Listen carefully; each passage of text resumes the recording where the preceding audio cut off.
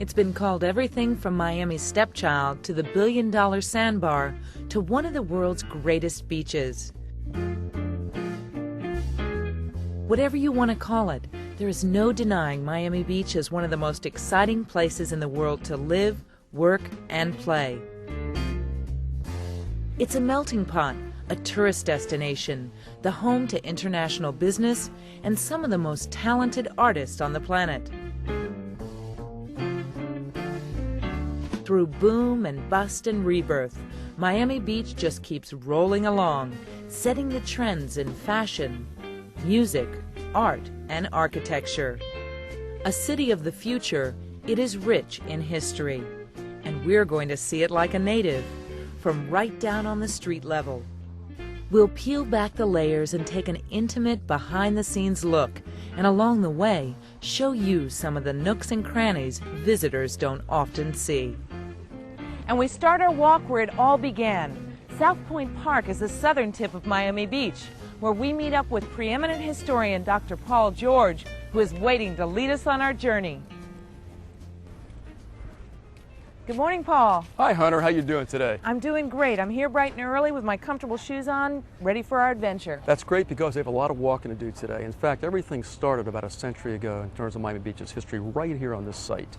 Well, I see you got your map there. I sure do. We'll be moving today from South Point Park in a northerly direction. We're going to start the first part of our journey right here in South Point Park. As you can see, it's adjacent to the government cut. And from the park, we'll head over to Joe's Stone Crab, another Miami Beach landmark. From Joe's, we'll go right up Washington Avenue to the site of Miami Beach's first synagogue, which is adjacent to the Jewish Museum of Florida. Then we'll walk over to Lummis Park on Ocean Drive, take a look at some of the hotels, and find out why there's this big park in the middle of what should be expensive oceanfront property. From there, we'll cross over to Collins Avenue for a stop at the Wilsonian Museum. Then we'll stroll up Espanola Way to see one of Miami Beach's first planned streets, designed to be an artist colony. We'll continue up to Lincoln Road, which was the brainchild of Carl Fisher, who earned the nickname, the man who invented Miami Beach. In fact, sometimes he's known as Mr. Miami Beach. From there, we'll head uptown to the area around the Raleigh Hotel and take in the Jackie Gleason Theater, the Performing Arts area. Then we'll jump back over to the hotel district along Collins Avenue, up by the Boardwalk and the Eden Rock Hotel and the Fontainebleau to see how that area developed. And finally, we'll head back south to South Beach to see how the redevelopment of the Art Deco district has led to a resurgence in the worldwide popularity of Miami Beach. So we'll have come full circle. We have, just like Miami Beach. Well, let's go back to the turn of the 20th century. What was it like back then, Paul? There wasn't much here. This was a barrier peninsula, a mangrove swamp in the center, plenty of mosquitoes, a windswept beach. In fact, let me show you what it looked like at that time. There were a few hardy pioneers trying to grow coconuts and avocados. For the most part, it was just a sandbar. Back on the mainland of Miami in 1896, Henry M. Flagler was extending his Florida East Coast Railway to the Miami River, and at the same time he was beginning to build a beautiful hotel to be called the Royal Palm Hotel. But in this area, the big event was the construction of the government cut. Now, when was that? It was built in 1905, and the idea was to connect the new port of Miami with the deep waters of the Atlantic Ocean by way of a deep water channel. But in the process of creating the government cut, they severed the peninsula of Miami Beach with the future Fisher Island. In fact, let me show you a photograph of this. Over 3,000 people gathered that day to watch the dredge cut through, and it almost made it. But at the last few feet, something happened, and John Sewell, who had built Flagler's Hotel and was mayor of Miami at that time, actually picked up a shovel and shoveled through the last few feet. And when the waters from the Atlantic and the bay met, the strong currents took over, and within one day, a natural channel had been cut through. So it's kind of like what happened when the city started growing.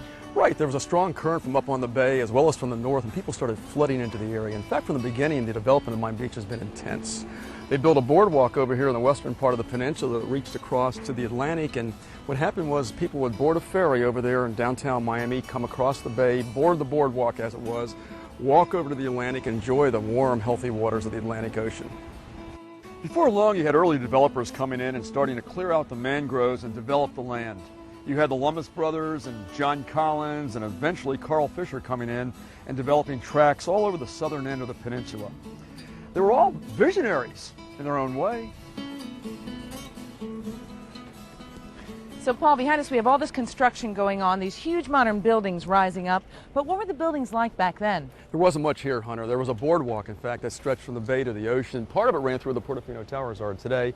Up on Biscayne and Ocean, there was the first city hall. But by the 1920s, there was the Plaza Theater in the area, as well as the $1 Million Pier that jutted right out into the ocean.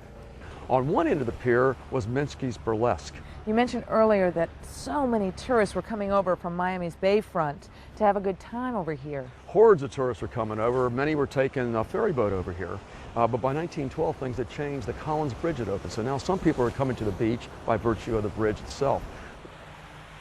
The really interesting thing about this era were the casinos. Now, you don't mean casinos in the modern sense of the term, like gambling. No. I mean a bathing casino. In fact, let me show you this photograph of an early bathing casino on Miami Beach.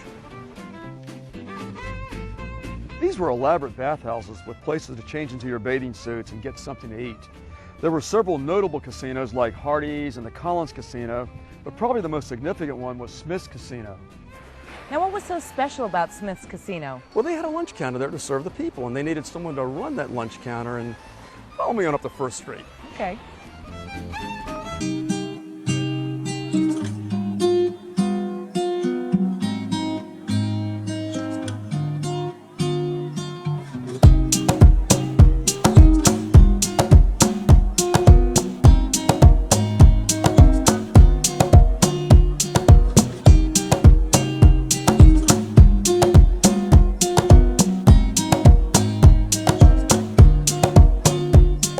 Between Smith's Casino and Joe's Stonecrab. Had there not been a Smith's Casino, there wouldn't have been a Joe's Stonecrab restaurant. How so?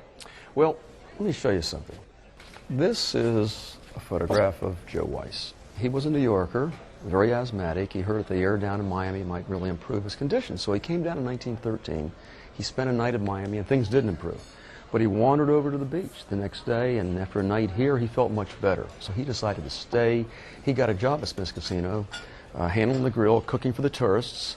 After a while, he brought his wife, Jenny, down and their son, bought a bungalow on Biscayne Street, and opened up a small restaurant, put tables outside, and people started coming, and soon after, he put stone crabs on the menu. And once this happened, I mean, things really began to improve a lot. Joe's represents really the first restaurant on Miami Beach and the first Jewish-owned business on the beach. Joe's has always been here. It really has been. In fact, I can speak personally to this. I was, during my college days, a car runner at Joe's, and so I saw this place at firsthand, and it was bustling at that time, too. Well, earlier on, there were just so many exciting things going on. What else was going on down here in the 20s? Well, there's a lot of development in the south end of the beach, primarily entertainment and tourist-based. For example, we had the Miami Beach Kennel Club that was popular for many years, beginning in the late 1920s. And of course, way down here on the southern end of the beach was the eventual site of a USO Servicemen's Club during World War II. But we'll talk about the war a little farther along in our walk. So, Paul, what else was going on during those times? There was a lot of development, a lot of migration. In fact, why don't we do, let's get up now, take a walk, and let's see where a lot of this happened. Well, do you think we could get some stone crabs first? I thought you'd never ask. Next time on New Florida, we'll visit the first synagogue on Miami Beach and the Jewish Museum of Florida. And we'll head over to Lummis Park and talk about how the beachfront developed during those early Miami Beach years.